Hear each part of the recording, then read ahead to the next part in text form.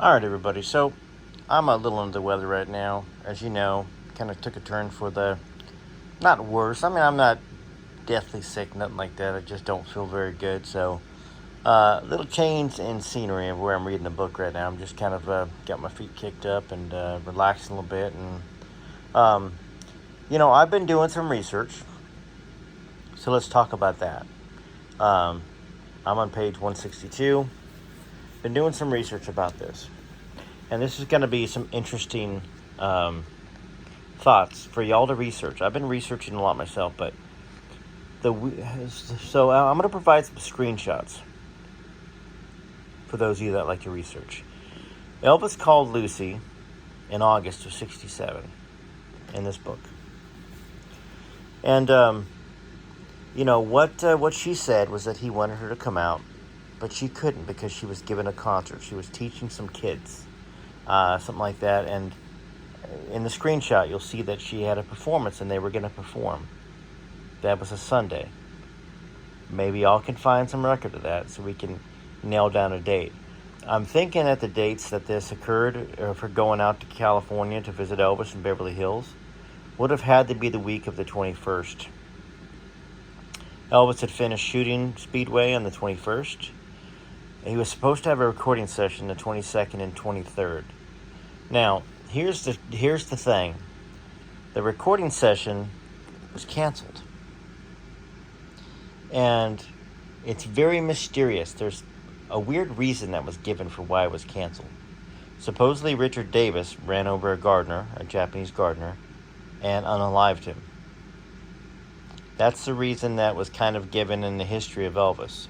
So Colonel Parker supposedly had put Elvis on a plane and sent him to Las Vegas with Priscilla and a few other people.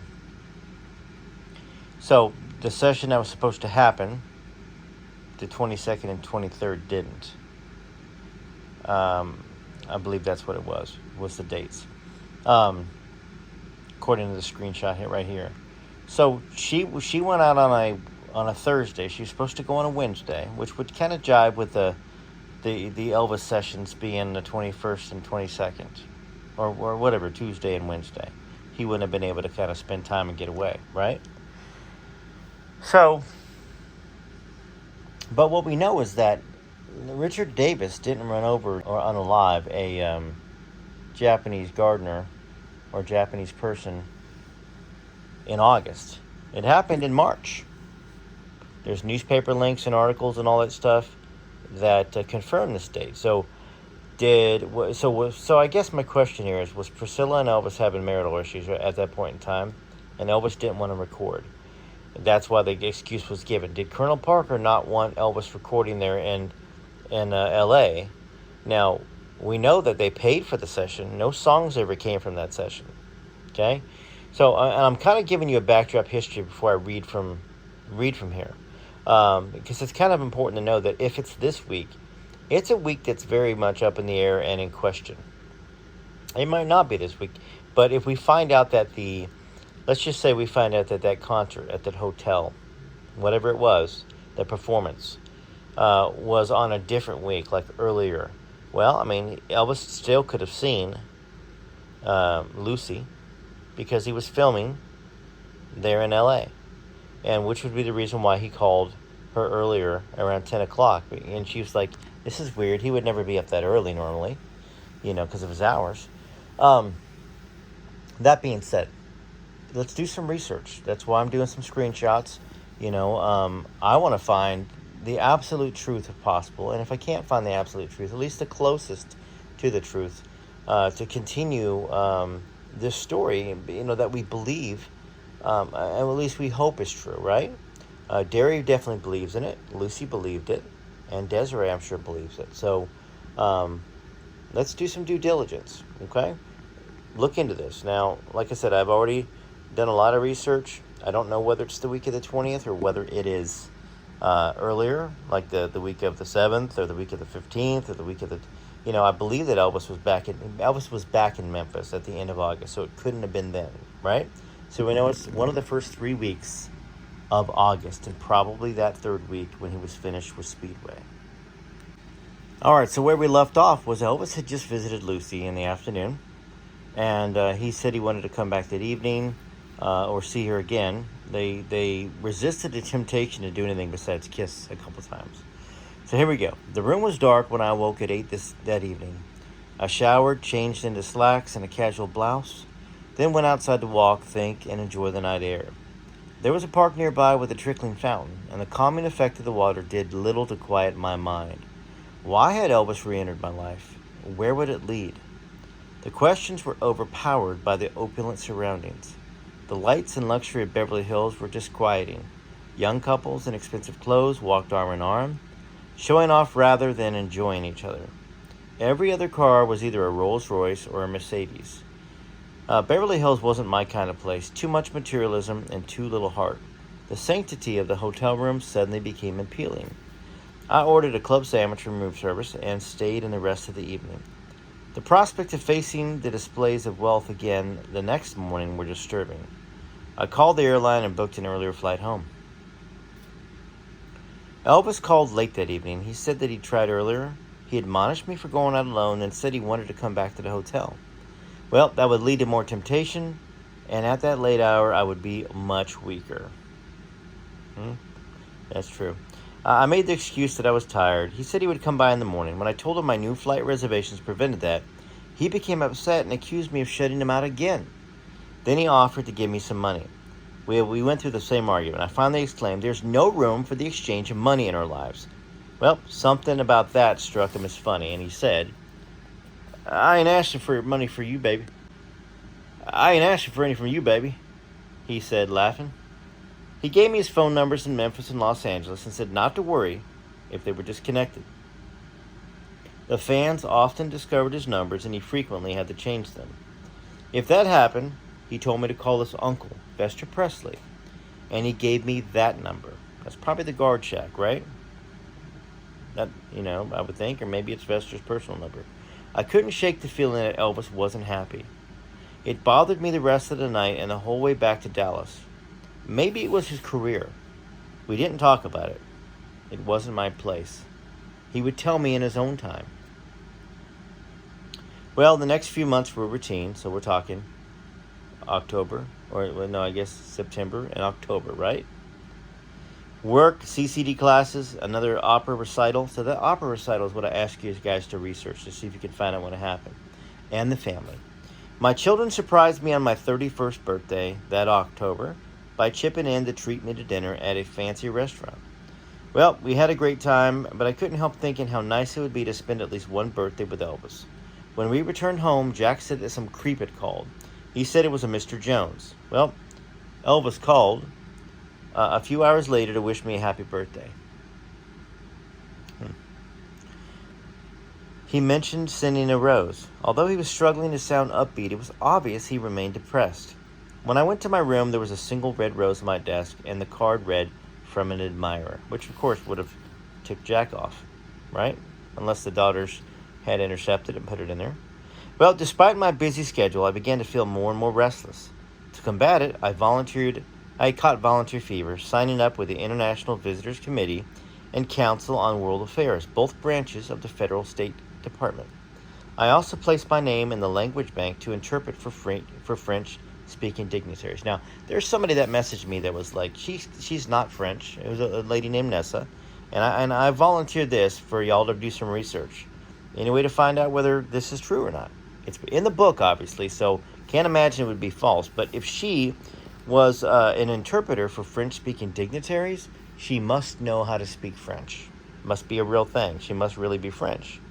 And I'll volunteer for that for Nessa too. I mean, once again, I'm just saying that and that may not even be your real name. And I want to find the truth out just as much as you do, Nessa. Now, Nessa, you don't believe any of this is true, so maybe it gives you some redirections if this is true, right? Well, one day in mid-November, I was home rehearsing some songs for church. Debbie was playing the piano and the phone interrupted us. It was Elvis. He sounded angry, so this is November. Angry and frustrated. He said he missed me and wanted to see me again.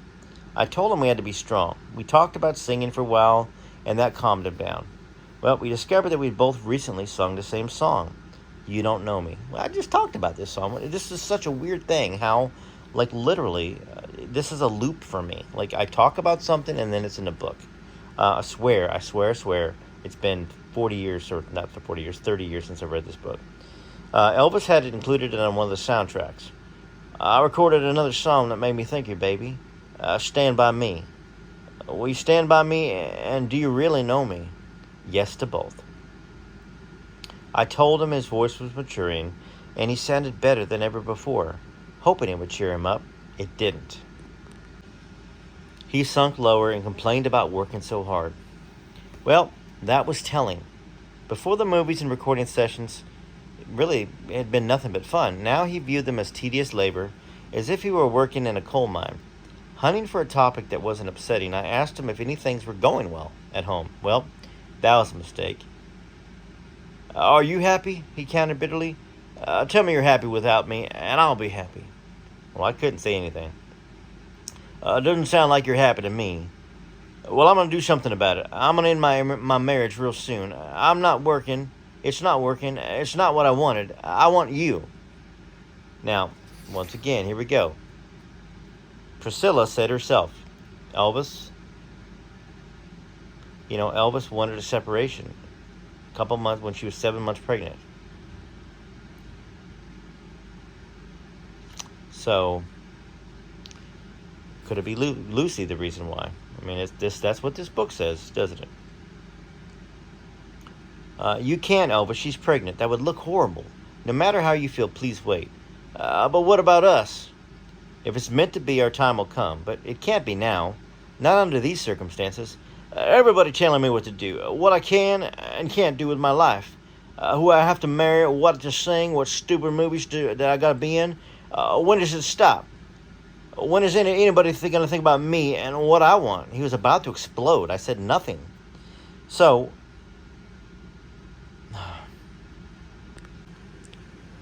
he was about to explode. I said nothing. And there was a long pause. I'm not blaming you. You're right. You're always right. And I know how it hurts you to tell me this. You're really something special, and that's why I need you. I'm sorry you can't find peace, darling. Please be patient. Things will change. Not soon enough. They can try and run my life, but they can't take my dreams. Tonight I'll be back with you on our hill in Memphis. Want to come? Sure, I know the place well. I go there all the time myself. Things were so much better then. Well, maybe not for you. I'm sorry. I shouldn't have said that. That's okay, really. It's over. There are no scars. You don't mind if I remember? No, I remember only the good times with you, and you can talk about it all you want. We got to meet again soon. Well, maybe. We'll see. My heart was heavy after he hung up. He seemed so sad and lonely. What was going on with him? Was there something I didn't know? And then Derry says, Elvis was serious about ending his marriage at this time, even though such a move could have mortally wounded his career. In her book, Elvis and Me, Priscilla wrote that at the same time Elvis summoned her to his office at Graceland and started talking about a trial separation, "It's not you," she quotes her husband as saying. "It's just that I'm going through some things." Priscilla said she was shattered and angry and threatened to leave. A few days passed and nothing more was said. Elvis never elaborated, leaving Priscilla to speculate that he was worried over whether his fans would accept him as a father. Well, that would explain that part of it. Y'all know I'm very straight and direct. There is information out there that Elvis wanted a separation. So if this book was written before that information was out, then I would say there's not a single doubt that this book is true. You guys know, and first off, I respect Derry. I think that he wrote what he thought was true. I think Lucy wrote what she thought was true. But what we don't know as viewers and reading this book is we weren't there.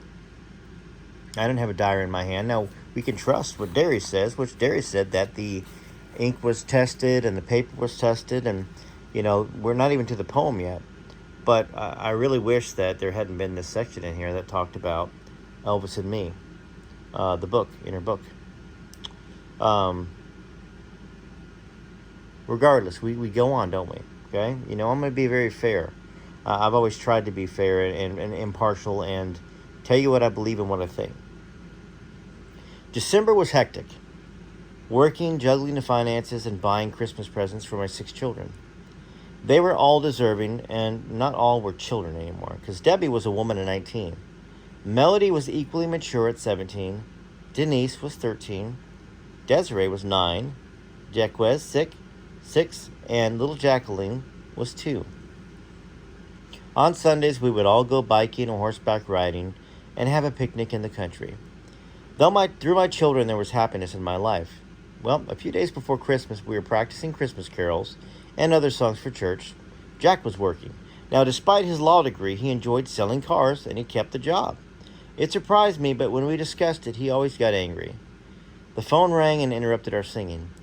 I'll have a blue Christmas without you. I was stunned. It sounded like Bing Crosby. Then something clicked in my head. Bing, I told you not to call me at home anymore. Well, there was a strange silence on the other end of the phone. I couldn't hold it anymore and started laughing. Elvis finally joined in. You had me going there for a minute, baby. So, how are you, El Lancelot? You're quite a mimic. Honey, I wish you were here with me. Are you all right, I asked. What is it they say? Loneliness and pain help you grow? I must be 10 foot tall. I'm sorry. Is there anything else that you want to talk about? Yeah, when can we talk? How about tomorrow? Well, there's no way I could see him with Priscilla so close to having a child. She needed him. I knew the agony of having a child alone with no one around to love and comfort you. I would not wish that on anyone. Well, I'm listening now, I said. He paused for a brief moment. I want to laugh again and talk and walk with you. I want to go back in time, young again, me and you, the way it used to be. You can go back in your mind. That's not good enough. Come on, promise me you'll have a beautiful Christmas, and know that I'll be with you in spirit. It'll be an effort. Well, your child will be born soon. That'll make you happy. You wait and see. Saying that made me think of our child. Someday when the time was right, I would tell him. Honey, when part of your heart's missing, it's hard to be alive, he said. We've never spent a holiday together. Did you know that? Yeah, I know. Oh, by the way, I have something to tell you, I said. I prepared some songs, beautiful songs to sing at Midnight Mass. I'm dedicating them to the memory of my mother and your mother. You'd like them. I'm singing O Holy Night, Joy to the World, and Malat's Lord's Prayer. That's beautiful, baby. Mama will like that. You never met her, and I never got to meet yours. Well, they're happy, Elvis. I can feel it. Maybe they're together. Unlike us. But try and be happy, okay? Life's too short. I will, just for you. I love you. Merry Christmas. Well, he was worse than ever. What was happening? What could I do? Could I go to him? No, not now. Because we had to wait. He called again shortly before New Year's. He was rushed, and there were some voices in the background. We spoke briefly. He didn't call again until February. He told me they had a baby girl and named her Lisa Marie. Now I was depressed. In my heart, I was hoping he'd have a son. My mind went back 9 years to a hospital in Alexandria where our daughter was born. How much longer could I live with the secret? The older Desiree grew, the stronger my guilt. He had missed 9 years of her life. She had missed being with him, and I wondered if I was doing the proper thing. He had a right to know about Desiree, and Desiree should know her father. But there were so many complications, especially now that he was married and had a child. As always, it wasn't our place to intrude. Well, time passed. Like Elvis, I began to grow more unhappy. He called in the late spring and said he was preparing to do a television special. He was excited. He hadn't performed in anything but those movies in nearly a decade. I'm scared, man, he said. I need you to pray for me. It's funny how he called her man. That kind of like jives with how Elvis talked. He didn't get very... he would say that stuff to a girl sometimes. I certainly will, and don't worry. There isn't an entertainer in the world who isn't scared before they go on stage. You'll be fine. You want to go back to the old days, now you can. You always made me feel so good. Why? I don't know. You know me as myself without all this other stuff, and I need that. Someone has to be around who knows me. Well, the people know you. Not those around you, but the fans. They remember. They love you because you give love in return. Remember that. They're your friends. I have a feeling you're going to be performing in a spectacular way very soon. I don't know why, but I'm certain of it. So, you've got nothing to worry about it. You really believe it. I know it. You'll see. By the way, how's Lisa? She's fine. I'm trying to stay with this marriage. Well, he stayed on the phone as if he didn't want to hang up. He was really scared about performing again. Why had his manager done this thing to him? Live performances made him famous. Now he is trembling at the thought. It didn't seem logical. So much happened after that. I found a 3-bedroom brick ranch house, and over Jack's objections, I bought it with money that I had managed to save. It was a lovely place that sat on a hill overlooking a creek. We were packing and preparing to move in early in June when the phone rang. It was a friend. She was crying and told me that Robert Kennedy had been killed. We had worked together actually on his presidential campaign in Dallas, and I was a precinct captain. Look at all this information that is out here, people. All the stuff that can be researched. Sandy Kirkendale, I know you're great at research. That made it personal. So much violence in the world. Well, we settled in our home, and the summer passed. I had asked Elvis a number of times when his special would be on, but he never knew. Now, there's an argument about this, how Elvis wouldn't have known when his special was on. I mean, I don't know. I mean, more than likely, Elvis didn't care about the dates too much, and you think about it, you know, he brought it up in the spring, and now we're in the summertime. Yeah, it came on during Christmas, I believe, but it doesn't mean that it was certainly set for that date. They had to record, get the songs for it, all that stuff. So here we go. Maybe I didn't want to see it. Elvis had continued to pressure me to renew our relationship, and all my instincts not to include or mention my religion told me it would be wrong. My resolve was strong, but the flesh was weak. How do you say no to the only man you've ever loved? Missing the special was probably best. Well, Elvis didn't call for a long time after that. There were no Christmas or New Year's calls. I missed him, but what had troubled me even more was that he'd been so unhappy when he called and had never explained what was bothering him. Come on, Lucy. Obviously, there's a lot bothering him, right? Wants to be with you. You don't want to be with him? Same old story, right? That's probably the part and all that stuff that frustrated the dairy. Talks about how frustrating it was and why we get frustrated. Just like, maybe there's something else. Well, obviously he told you that Priscilla reminded. You know, of course, you know, Lucy's gone now. I mean, it's not like I can talk to Lucy about this, but he told Lucy that the only reason he was attracted to Priscilla was because Priscilla was like Lucy. She's not you. So Desiree was getting more proficient at the piano. She surprised me with the difficult compositions that she played flawlessly. Pieces like Duran's Waltz, selections from Chopin and Czerny, along with pop tunes she picked up by ear. She was 11 and began teaching Jacqueline, who was 4. One night after they finished practicing, there was a commotion coming from their bedroom. Desiree came running out and said, "Mommy, my nose doesn't look like a man's, does it?" I told her of course not, then explained that little girls can take the features of their father, adding that I looked like my father. "But this isn't my dad." I had no idea what she was talking about, but suspected that a trip to the bedroom would shed some light on the situation. Well, I entered the room and almost fainted. The girls had plastered the walls with posters of Elvis. He was everywhere. The kids all grew silent and stared at me. They must have noticed something because no one said a word until Desiree finally spoke up. "What's wrong, Mommy? Don't you like him? This guy at school gave out tons of these to everyone. He's neat. He's a singer named Elvis Presley. Have you ever heard of him?" I recovered enough to say, "Of course, I haven't lived in a cave." Desiree said, "I have the same nose that he does." Denise says, "I have the same nose he does, and he's a man." The blood was rushing to my head. I felt a little dizzy but tried to maintain composure. It was just a coincidence, but it was kind of the thing Desiree would remember when she learned the truth later on.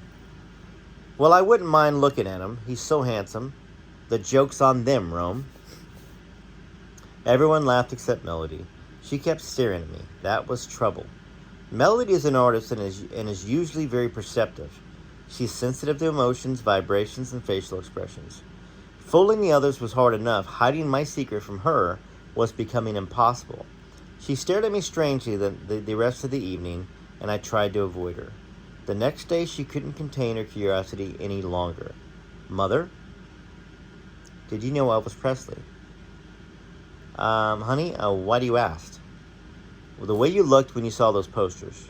Was he your friend? It was a direct question. I couldn't lie to her. Yes, Melody.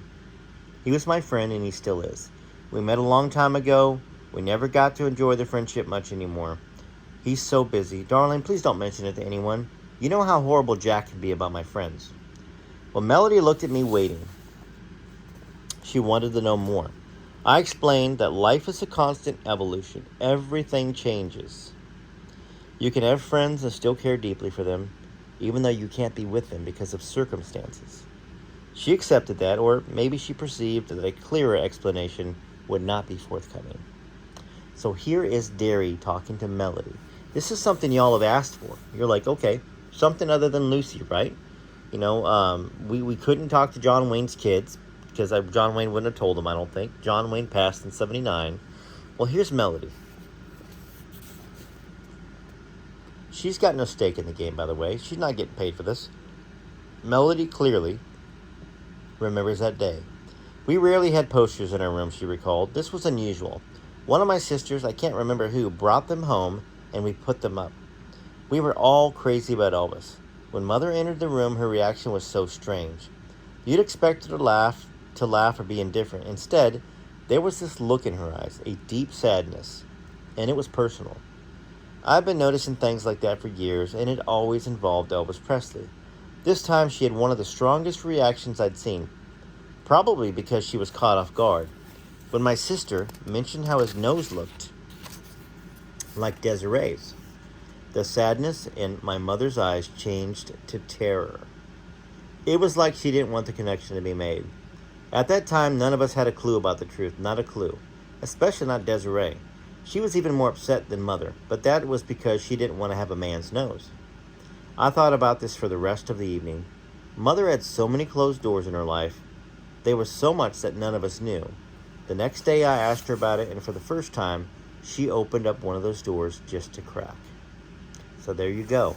There's a little bit of confirmation from somebody other than Lucy or Derry. Now, this is not the first time that we've had a little more confirmation in this book, too, as Derry interviewed people, including Hank Williams Sr., ex-wife, who knew Elvis around Louisiana in 53 and used to give him $1 whenever she could.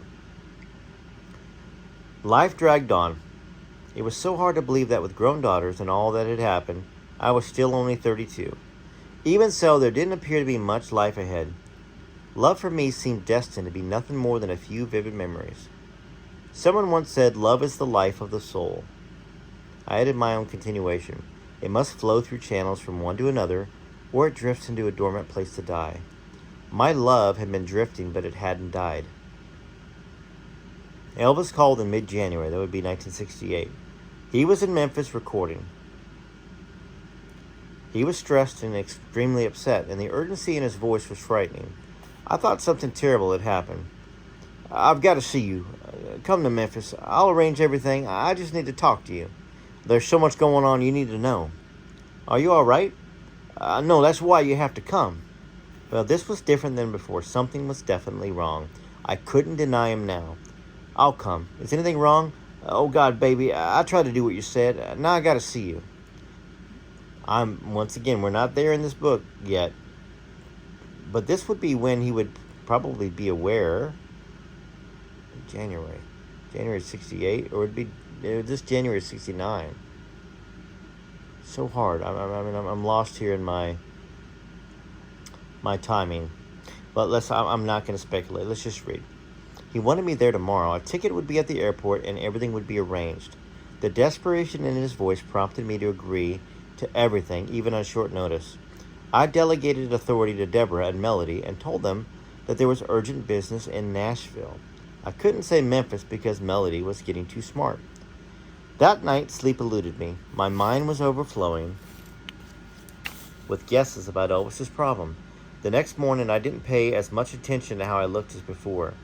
This was a mission of mercy. Elvis had called for my soul, not my body.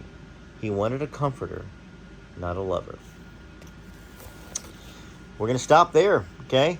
There's some stuff to research there. There's some stuff to think about, okay? I don't know how much more voice I got. This is probably the last video of the day. Yeah, I got no clue what this is about. No clue. I'm in the dark like y'all. So I promise you, I won't keep you hanging for too long. We'll do another episode tomorrow. Let me know what you think.